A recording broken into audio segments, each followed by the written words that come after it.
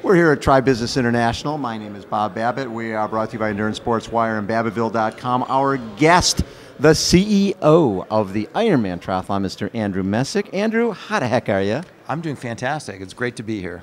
It's the amount of travel, 30,000 miles in January?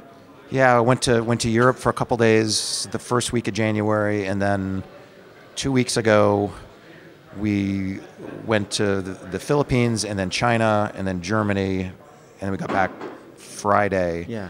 And then last night flew out here to Los Angeles. So it's a little crazy. It's a little crazy right now. Well, just think in the last few months, you get purchased by Wanda. Yep. And how has that changed things for Ironman?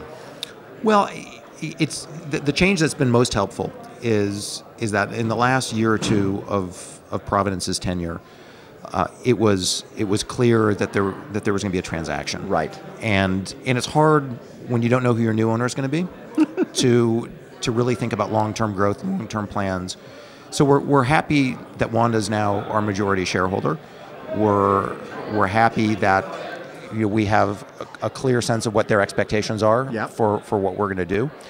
And they're giving us a lot of freedom and flexibility to go pursue that vision. So, one of the things you mentioned this morning was obviously the growth of the international side. That's a huge mission, a huge initiative for the Ironman and for the sport of triathlon. Yep. And some of the numbers you mentioned were staggering. Just what's happening in Brazil, and obviously just the a country as big as China. 348 people from China did triathlon last year. Yeah. Or were in your database. I think China is developing not just as a consumer market, or shaping up to be a big consumer market, but it's one that's evolving remarkably quickly. And we see that in lots of industries. You see that in automotive, you see it in film, you see it in electronics, and you also see it in participation sports. Right. And so they're skipping a whole bunch of steps in the development, and things are happening really fast there. And so we're highly focused and highly motivated to create a endurance business there that will certainly consist of long distance triathlon, but may consist of other things as well. Well, and then you mentioned other things as well. You just recently purchased Lagardere, the brand that Wanda did, and Lagardere puts on and owns the ITU, puts on the ITU races and has some marathons and some cycling events. Yep. How does that change things? Well, I think it changes our focus a little bit. We're bringing in a portfolio of cycling races, which is your background. Which is my background, and it's not a secret that I'm passionate about cycling. Yes. But it puts us in the business of cycling, and we think that there's an opportunity there, both on the professional side, but also on the mass participation side, and that there's a marriage and a merger of our athletes and some of the long distance cycling events in places like the UK or Scandinavia or Germany. And it also puts us into the running business in a more fundamental way. We already own the Auckland Marathon, which is the largest running event in New Zealand. And having the Queenstown Marathon, the Hawke's Bay Marathon, and then up north, the Bordeaux Marathon, gives us a much stronger position in running and starts us on the path of being able to look more broadly at the endurance ecosystem from an athlete perspective, and to be able to think about how do we bring runners into triathlon, how do we bring cyclists into triathlon, and we're optimistic and encouraged by what we've learned so far, and are hopeful that we'll be able to really help triathlon by bringing other endurance sports in through the Lagardere acquisition. One of the things I hear from talking to race directors in the U.S. is the feeling of saturation. There's so many events in the U.S. that events that used to fill up aren't filling up. Is that a concern in terms of, when you mention running, to me that's a low-hanging fruit. There's millions of runners who orthopedic reality is eventually they're going to ride a bike. Yeah. So why not get them in now and get into our sport, right? I think there's lots of races in North America. There's no doubt about it. There's lots of races in Australia and New Zealand. I don't necessarily agree that there's too many good races, but there's certainly a lot of events out there, and I think that makes it incumbent on everyone in the industry to really focus on creating great experiences for our athletes, because our athletes are, they're discerning, they're discriminating, and what they want is events that are going to be, rewarding and are going to capture their imagination, change their life, like it did for all of us. Yeah. One of the programs that I've been very excited about is the partnership with you guys in Lifetime Fitness, the Commit to Try on January 3rd this year. But over 6,000 people, brand new people, swimming, indoors, riding a stationary bike, and then running on a treadmill, people becoming triathletes for the first time. That seems like a great partnership. Will we be seeing more of that? Absolutely. The Lifetime partnership is a great one for us. And it's one where we've got, from the very top, from Bahram Akradi and Kimo Seymour, there's a lot of alignment in terms of the way we view the world and the way we view endurance sports. And, and interestingly enough, they look at it really from the health club perspective. Sure. And we look at it from the race organization perspective, but we're focused on the same things.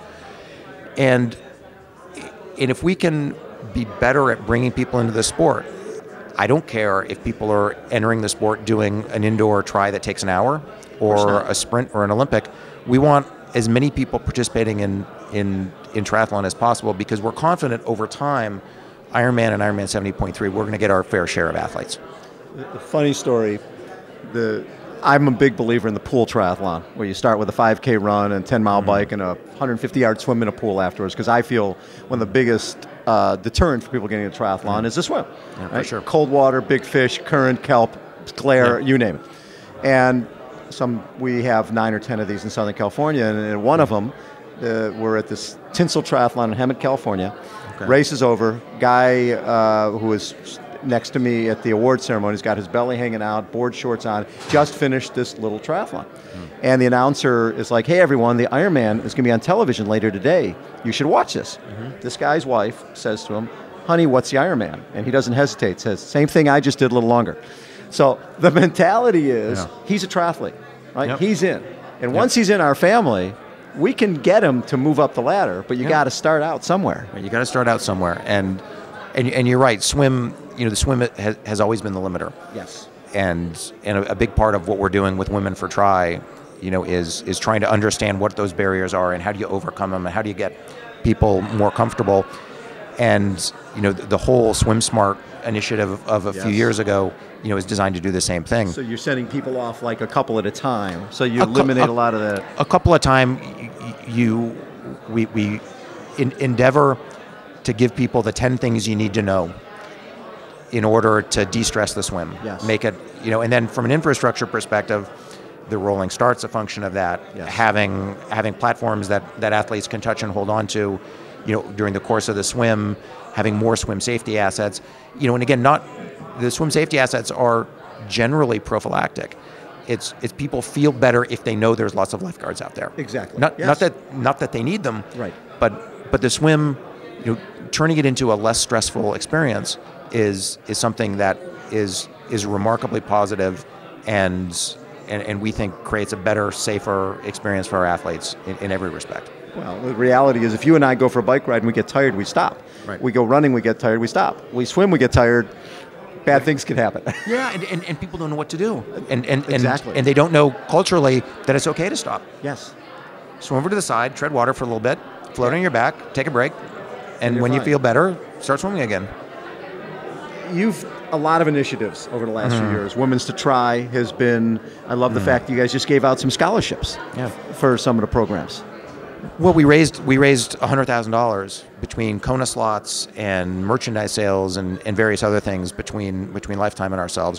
Both Lifetime's foundation and our foundation contributed, and all of that has gone back to to scholarships for tri clubs and individuals to create a platform and an environment where they're able to further get people involved in the sport of triathlon. And again, our sport is so social, and clubs are so important that for us to be able to provide a few $1,000s to a club to be able to create specific programs to promote female participation, there's a lot of leverage there, and so we think that there's a great opportunity to to continue to bring new people into the sport, and for women to have the resources and funds to bring other women in, we think is a winning strategy. One of the things that I've heard over the years and seen over the years, people come in, bucket list item, do an Ironman 70.3, and then move on with their life.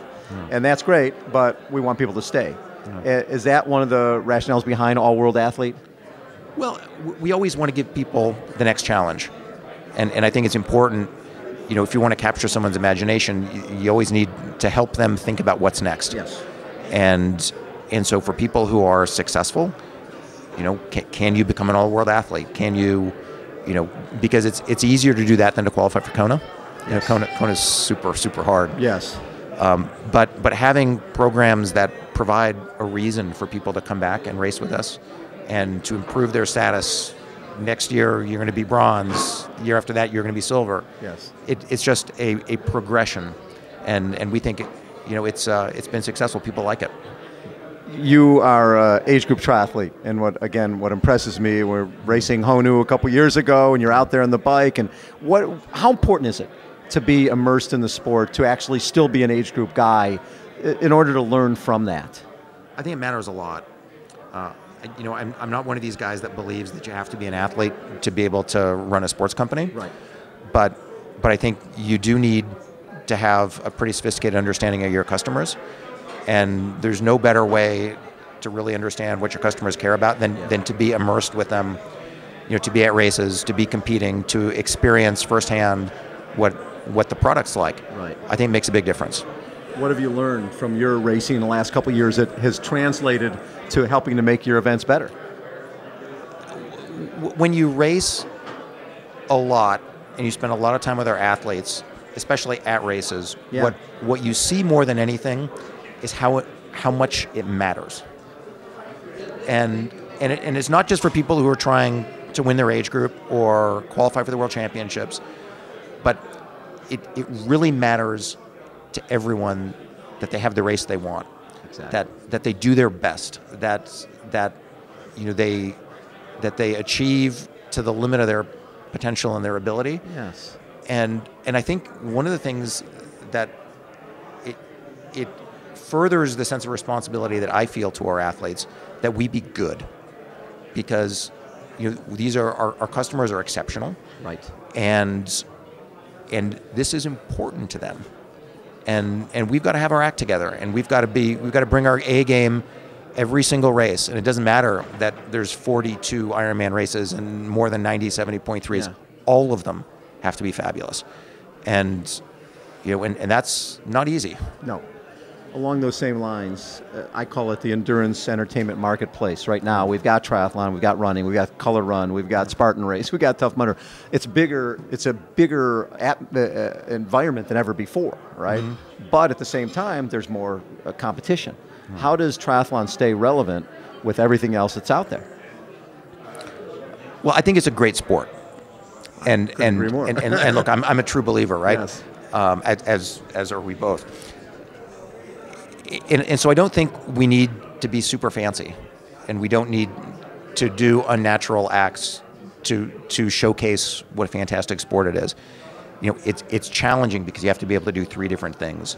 It's there's always an ability to improve. It's incredibly social. There's a strong community. There's a strong set of shared values within the sport, mm-hmm. and all of those things, when you bring them together, is collectively unique.